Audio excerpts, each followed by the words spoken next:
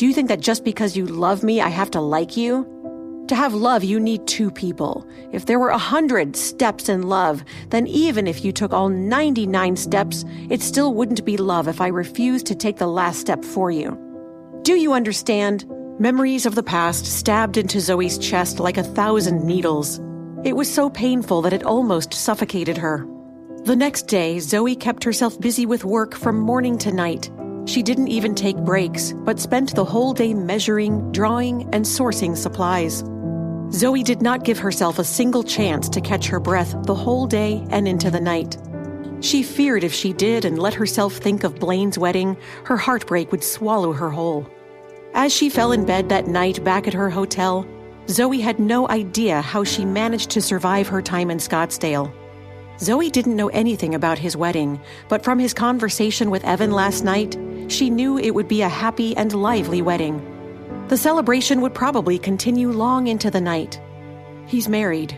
Zoey felt as if a huge part of her had died today. It was over. They were over. The next morning, Zoey took a taxi alone to the bus station. She was heading back before the rest of the design team, who were staying in town for a few more days. What a coincidence. Suddenly, the sound of a low and deep voice came from Zoey's side. Zoey turned her head in astonishment and saw Blaine standing beside her with his hands in his pockets.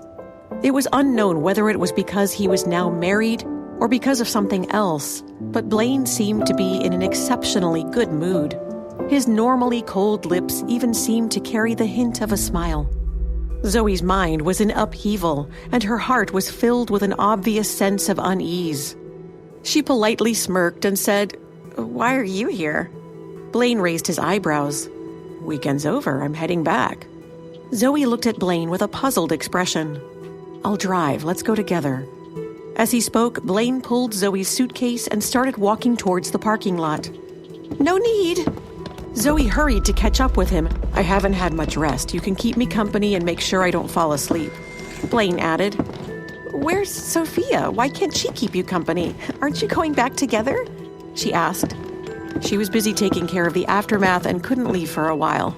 Blaine opened the trunk and stuffed her suitcase inside. She rushed over to stop him, but the lid of the trunk was slammed shut and locked by him before she reached his side. "You're not getting in the car?" Blaine raised his eyebrows. Could she not get into the car? Zoey pondered. "Zoey, get in the car or I'm leaving you," Blaine called out the window. As Blaine had known it would, this worked, and Zoey quickly opened the door and got into the car, still sputtering and complaining the whole time. Zoey decided that in protest, she wasn't going to say another word to Blaine the whole way home. However, even her stubborn silence didn't seem to impact Blaine's good mood. Ugh, so this was what a happily married Blaine looked like. Zoey's heart hurt. Zoey didn't expect him to act like this. However, Blaine didn't seem to care at all. Zoey, on the other hand, was completely thrown off by this light-hearted sight of Blaine, and her heart was instantly filled with sorrow.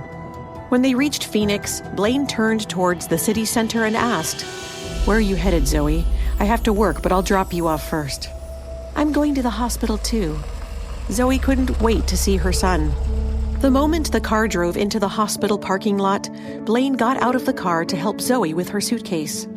"Dr. Dexter, happy wedding! Congratulations!" Ramona shouted sweetly. "Dr. Dexter, congrats! How's it feel to be a married man?"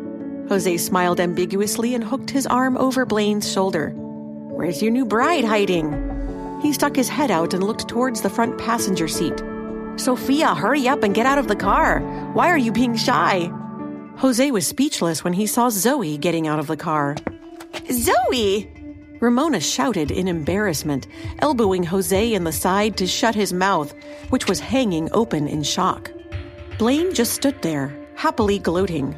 "Blaine, looking at you in such high spirits, I can see that you are now a very happily married man. I can tell you had a good time this weekend," David called out as he approached. When David saw Zoey standing beside Blaine, he was as speechless as Jose had been. Recovering after a moment, David stopped beside them. "So it's like this, huh? Wow, the life of a newlywed is sure interesting."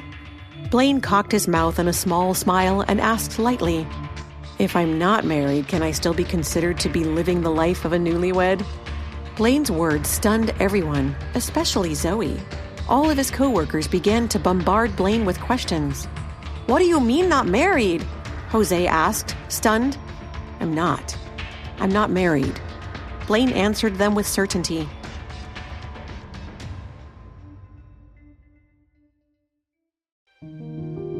Hi, Zoey here. If you are wondering what happens next, then download the Pocket FM app and listen to the exciting episodes of Rekindled Heartache now.